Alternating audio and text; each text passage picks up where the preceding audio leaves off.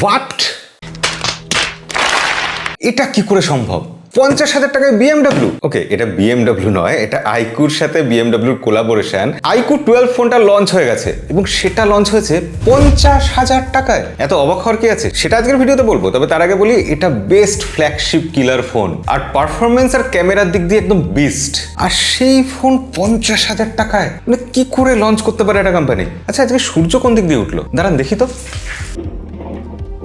ওহো, আজকে তো মেঘলা দিন, সূর্য ওঠেনি, তাই জন্য ভাবি 50,000 টাকায় iQOO 12 কি করে লঞ্চ হলো।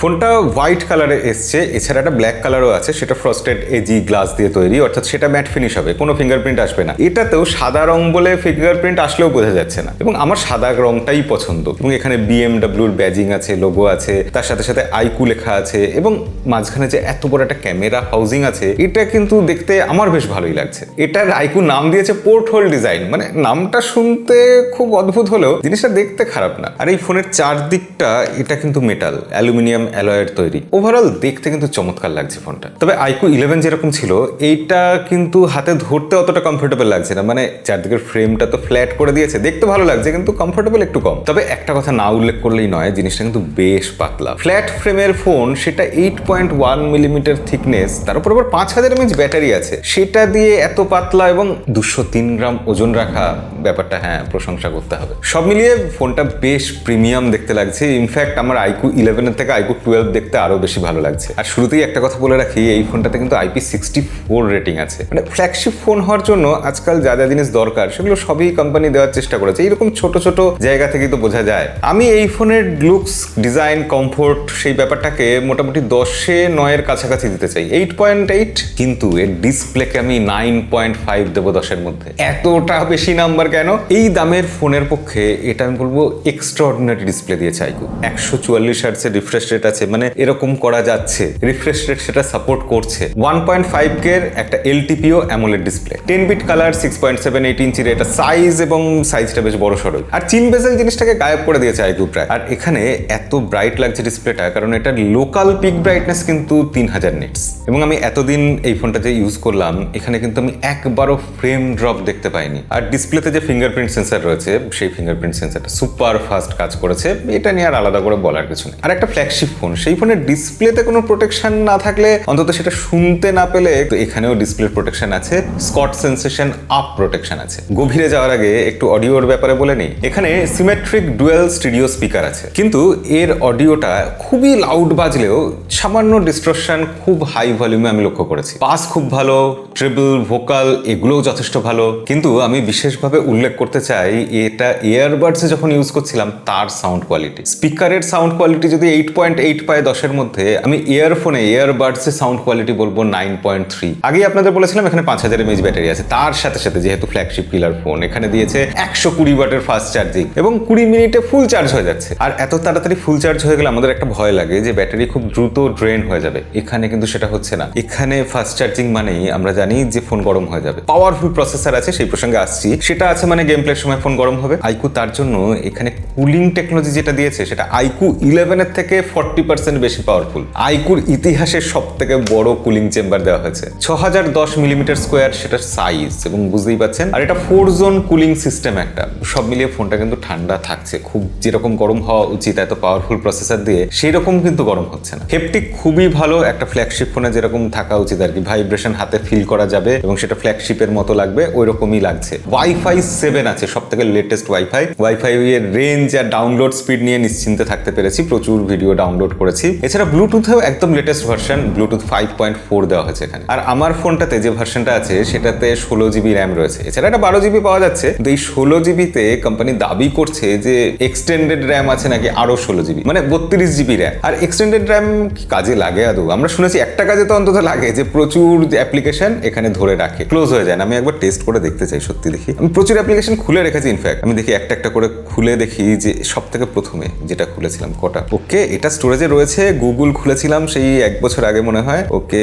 সিপিইউ থ্রটলিং সেটাও রয়েছে, নোটস রয়েছে, ইয়েস যেটা খুলছি সেই অ্যাপ্লিকেশনই রয়ে গেছে। কটা হলো দেখি গুনে গুনে, 1 2 3 4 5 6 7 8 9 10 11 12 13 14 15 16 17 18 19 20 21 22 23 24 25 26টা অ্যাপ্লিকেশন আমি খুলে রেখেছিলাম। তার মধ্যে র্যান্ডামলি আমি যেটাই ওপেন করছি সেটাই দেখা যাচ্ছে এখানে স্টোরেজে রয়েছে, ক্লোজ হয়ে যায়নি বলতেই হবে। র্যাম ম্যানেজমেন্ট মারাত্মক লেভেলের করেছে। 26টা অ্যাপ্লিকেশন, আমি এটাই গুনে হাঁপিয়ে গেছি। কোম্পানি এর উপর দাবি করছে তারা নাকি 50টারও বেশি অ্যাপ্লিকেশন এর মধ্যে খুলে রাখতে পারবে, সেগুলো কিল করে দেবে না। তাদের কনফিডেন্স এতই বেশি বলছে, র্যাম ম্যানেজমেন্ট নাকি এতটাই দুর্ধর্ষ, 50টারও বেশি অ্যাপ্লিকেশন। OMG।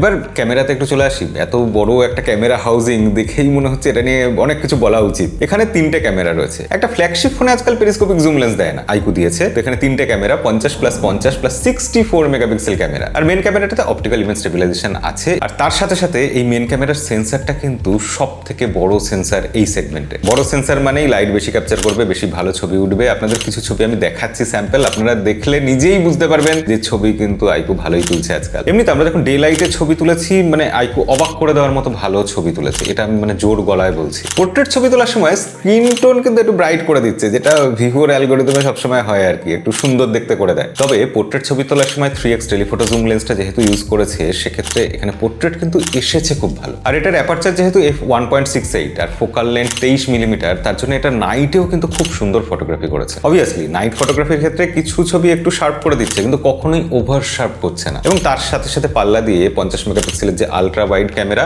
সেটাও যথেষ্ট ভালো ছবি তুলেছে। এটা কিন্তু 15mm যে লেন্স হয় অতটাই আলট্রা ওয়াইড দিচ্ছে। আর এখানে টেলিফোটো ম্যাক্রো লেন্স রয়েছে, যার ফলে 1x 2x 3x এবং 6x এরকম ছবি তোলা যাচ্ছে, 100x অব্দি তোলা যাচ্ছে মোট কথা। জুম বেশ ভালো, আর কন্ট্রাস্ট, এক্সপোজার এগুলো কিন্তু বেশ ভালো এই রেয়ার ক্যামেরাতে। আর এই ফোনের ফ্রন্টে রয়েছে একটা 16 মেগাপিক্সেল ক্যামেরা, যেটা ঠিকঠাক ছবি তুলে দিয়েছে। ভালো আলো টালো থাকলে সফট করে দিলেও স্ক্রিন ডিসেন্ট ছবি তুলছে। এর বেশি ফ্রন্ট ক্যামেরা নিয়ে আর কিছু আপাতত বলতে চাই না। ভিডিওর ক্ষেত্রে 8K তে তো ভিডিও তোলা যাচ্ছেই, একটা ফ্ল্যাগশিপ ফোনে আজকাল যেগুলো কম্পালসারি হয়ে গেছে সব, কিন্তু এখানে 4K 60 FPS এও ভিডিও তোলা যাচ্ছে। এই জিনিসটা কিন্তু আমার খুবই ভালো লাগলো। আর বাই ডিফল্ট এখানে 4K 30 FPS এ ভিডিও রেকর্ডিং হয়। ভিডিও কোয়ালিটি কেমন আপনাদের কাছে কিছু স্যাম্পল রাখলাম। এবার সফটওয়্যারের প্রসঙ্গে চলে আসি, তারপর না হয় প্রসেসর আর গেমিং এর প্রসঙ্গে যাব। এখানে সফটওয়্যার রয়েছে FunTouchOS 14, অবভিয়াসলি অ্যান্ড্রয়েড 14 এর উপর। তবে কিছু প্রি ইনস্টলড ব্লোটওয়্যার রয়েছে, যেমন এখানে রয়েছে ভি অ্যাপ স্টোর, যেটাকে আনইনস্টল করা যাচ্ছে না, তবে ডিসেবল করা যাচ্ছে। তবে বেশিরভাগ যে প্রি ইনস্টলড অ্যাপ্লিকেশন আছে সেগুলোকে আনইনস্টল আপনি চাইলে করে দিতে পারবেন। তবে এখানে ফিচার কিন্তু প্রচুর দিয়েছে। অলওয়েজ অন ডিসপ্লেতেই 30টার বেশি স্টাইল রয়েছে।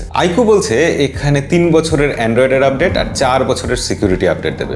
তো একটা ফ্ল্যাগশিপ ফোনের জন্য এটা ঠিকঠাক। তবে যে জিনিসটা আমার সব থেকে ভালো লেগেছে, শান্তি পেয়েছি দেখে, এখানে হট অ্যাপস আর হট গেমস কিন্তু iQOO এবার দেয়। FunTouchOS 14 কিন্তু এখন সত্যি খুবই ইমপ্রুভ করেছে, বেশ ফাস্ট, খুব স্মুথ, এবং একদম কোথাও গিয়ে ল্যাগ ট্যাগ স্টার্টার এসবও দেখছি না। হ্যাঁ, এই যে অপারেটিং সিস্টেমটা, এটা এখন iQOO বা ভিভো এর একটা ভালো জায়গায় নিয়ে এসেছে, ইউজ করে এখন শান্তি পাওয়া যায়। এবার পারফরমেন্সের ব্যাপারে চলে আসে। iQOO ফোন মানে যে জায়গাটা সব থেকে হাইলাইটেড জায়গা। তো iQOO এই ফোনে কোয়ালকম স্ন্যাপড্রাগন 8 Gen 3 প্রসেসর দেওয়া হয়েছে, যেটা ইন্ডিয়াতে প্রথমবার এরকম পাওয়ারফুল প্রসেসর আসছে। আর এই প্রসেসর দিয়ে এই ফোনের AnTuTu স্কোর 21,000-এরও বেশি হচ্ছে। কিন্তু সংখ্যা টঙ্কা নিয়ে তো বেশি কথা বলে লাভ নেই। আমরা দেখলাম যে এখন পাবজিতে 144 হার্টজের রিফ্রেশ রেট সাপোর্ট করে, এবং সেটা খেলতে গিয়ে দেখলাম যে ফোন গরম হচ্ছে না, মাখনের মতো স্মুথ চলছে। অ্যাসফাল্টাইন খেলে দেখেছি, সেখানেও খুবই স্মুথ চলছে, কোনো ফ্রেম ড্রপ পাইনি। শুধুমাত্র জেনশেন ইম্প্যাক্টে 2-1 জায়গায় সামান্য একটু আধটু ফ্রেম ড্রপ দেখা গেছে। আর iQOO স্পেশাল ওই মনস্টার মোড, সেটাও এখানে আছে। তবে সেটা চালালে ফোন গরম হয়ে যাওয়ার কথা, খুব তাড়াতাড়ি ব্যাটারি ড্রেন হওয়ার কথা, কারণ সেটা তো ভীষণ পাওয়ার কনজিউম করছে, দুর্ধর্ষ গেম প্লে হচ্ছে। কিন্তু সেই মনস্টার মোডেও